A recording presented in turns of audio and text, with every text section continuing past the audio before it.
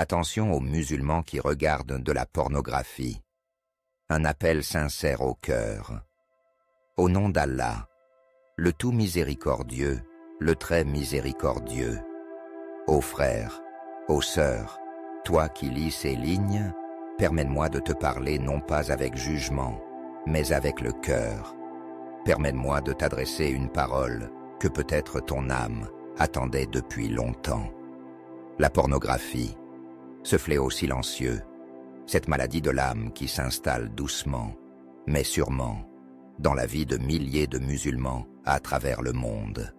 Ce poison qui se glisse dans les foyers, dans les téléphones, dans les ordinateurs, et qui ronge la foi, la pudeur, la spiritualité, jusqu'à vider le cœur de toute lumière.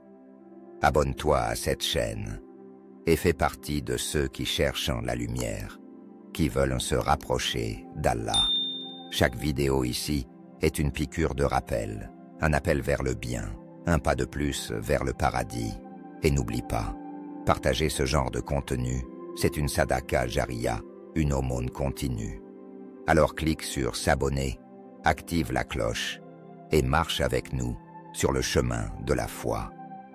Ce n'est pas simplement un regard interdit. Ce n'est pas juste quelque chose que tout le monde fait. C'est bien plus grave que cela.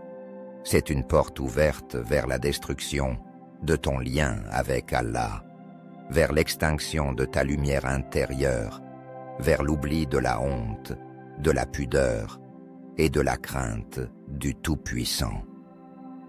1. Allah te voit, même quand tu crois être seul. Tu es dans ta chambre. Tu es seul. Personne ne te voit. Tu penses que c'est sans conséquence. Mais Allah, lui, te voit. Il sait le regard furtif des yeux, ainsi que ce que les poitrines cachent. Sourate Ghafir 19. Tu pourrais éteindre la lumière, fermer les rideaux, baisser le son, mais tu n'éteindras jamais le regard d'Allah posé sur toi. Tu ne pourras jamais dissimuler ton péché à celui qui est plus proche de toi que ta propre veine jugulaire. Et toi, mon frère, ma sœur, as-tu oublié que chaque regard est inscrit? Chaque clic, chaque vidéo, chaque scène, chaque son. As-tu oublié que ton propre corps témoignera contre toi le jour du jugement? Le jour où leur langue, leurs mains et leurs jambes témoigneront contre eux de ce qu'ils faisaient. Sourate An-Nour, 24. 2. Ce que la pornographie fait à ton cœur, elle ne se contente pas de détourner ton regard. Elle vole ton cœur. Elle vide ton âme. Elle te rend insensible au Coran. Elle t'éloigne de la prière. Elle brise ta pudeur et nourrit tes passions les plus viles. Tu sens ton cœur dur. Ton goût pour la prière a disparu. Ton lien avec le Coran est faible. Tu as du mal à pleurer devant ton Seigneur. Peut-être que ce regard illicite y est pour quelque chose. Peut-être qu'un écran est devenu un voile entre toi et Allah. 3. Ne te mens pas. C'est un piège du shaitan le diable. T'a convaincu que ce n'était pas si grave. Il t'a dit, regarde une fois, puis tu t'arrêteras. Puis il t'a dit, tu peux te repentir plus tard. Puis il t'a enchaîné dans l'habitude, puis dans l'addiction. Et maintenant, tu te sens faible, sale, perdu. Mais sache ceci, le shaitan te pousse à pécher, puis il t'enchaîne avec la honte pour que tu ne reviennes jamais vers Allah. Mais Allah, lui, est plus miséricordieux que tu n'es pécheur. Il ne t'a pas encore repris ton âme. Il t'attend. Il t'appelle. 4. Tu peux encore revenir. Il n'est jamais trop tard.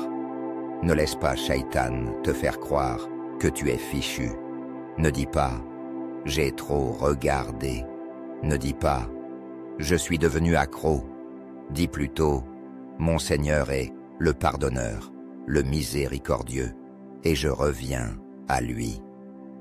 Le prophète, paix et bénédiction sur lui, a dit, celui qui se repent d'un péché est comme celui qui ne l'a jamais commis. Rapporté par Ibn Majah. Prends un vrai moment avec ton âme, pleure, sens le poids de ce péché, puis lève-toi, lave-toi, et dis, Ya Rab, je te demande pardon de tout mon cœur, et recommence. Et si tu rechutes, recommence encore. Le plus grand échec n'est pas de tomber, mais de ne plus se relever. 5. Reprends le contrôle de ta vie. Change ton environnement. Supprime les applications douteuses. Installe un contrôle parental sur tes appareils et entoure-toi de personnes pieuses. Occupe-toi avec le bien. Quand ton esprit est vide, le shaitan le remplit. Apprends le Coran. Fais du sport. Occupe-toi dans la darwa. Jeûne. Le prophète, paix sur lui, a dit que le jeûne est un bouclier pour celui qui ne peut pas se marier. Fais des invocations, dis chaque jour, ô Allah, protège mes yeux, purifie mon cœur et éloigne-moi de ce qui te déplaît. 6. Et si tu mourais en regardant cela, imagine une crise cardiaque, un accident, une mort soudaine, et ton dernier moment sur terre, c'est un film haram, c'est un écran sale, c'est un péché honteux. Comment veux-tu comparaître devant Allah avec cela comme dernière action? Le prophète, paix sur lui, a dit, chacun sera ressuscité selon l'état dans lequel il est mort. Rapporté par Muslim. 7. Tu vaux mieux que ça. Wallahi Allah t'a créé noble. Tu es un fils ou une fille d'Adam. Tu es la meilleure des créatures quand tu es soumis à Allah. Tu es capable de grandeur. Tu es capable de pureté. Tu peux atteindre le rang des pieux, des sincères, des repentants aimés d'Allah. Mais pour cela, il faut que tu fasses le premier pas. Et ce premier pas, c'est de dire aujourd'hui, assez, j'arrête, je reviens à Allah. 8. Une lumière t'attend. Si tu reviens à lui, si tu fais cela pour Allah, il remplira ton cœur de lumière. Tu verras ton regard devenir pur. Tu retrouveras la douceur dans la prière. Tu goûteras à la paix intérieure que le haram ne pourra jamais t'offrir. Dis, ô mes serviteurs qui avez commis des excès à votre propre détriment, ne désespérez pas de la miséricorde d'Allah, car Allah pardonne tous les péchés. Surat Az-Zumar, vœux 41. 103. Ce message est pour toi, avec amour et sincérité. Ce message n'est pas là pour te blesser, ni pour te juger. Il est là pour te réveiller, te secouer et t'aimer en Allah. Parce que je sais que tu peux changer, parce que ton cœur est encore vivant et qu'il peut revenir à la lumière.